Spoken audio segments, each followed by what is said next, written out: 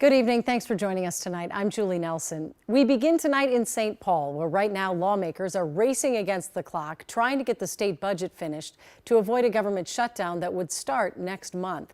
They have about 9 hours left before their special session ends at 7 a.m. Danny Spiewak's been following the developments all day and joins us now live from the Capitol. Danny?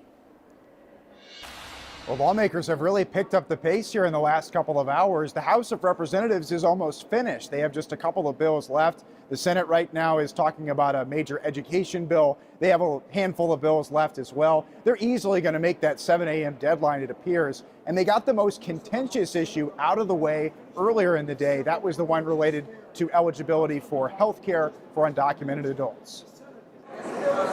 To open Monday's special session, the clerk will report the bill. The Minnesota House tackled the bill known as House File 1, a Republican priority to remove undocumented adults from state health care. That our state is not going to continue to provide taxpayer-funded health insurance for people who broke the law. Despite fierce DFL opposition, disgraceful, disgusting, DFL House Leader Melissa Hortman cast the decisive 68th vote to send the bill to the Senate.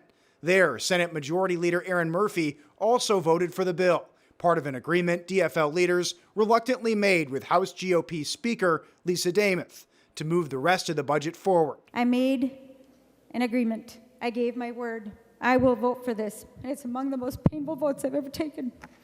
Thank you. This is about fairness.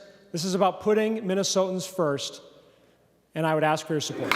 With that bill sent to the governor, the legislature also finalized spending bills on health, the environment, and commerce. The House also sent 3 major budget bills over to the Senate. It was a tough process. Senator John Hoffman, the DFL Human Services chair, had to find more than $1 billion in cuts over the next 4 years. It really was capping, the growth factor. That's what people were going at. But we knew 13 years ago, 65 and older was going to be 25% of the population.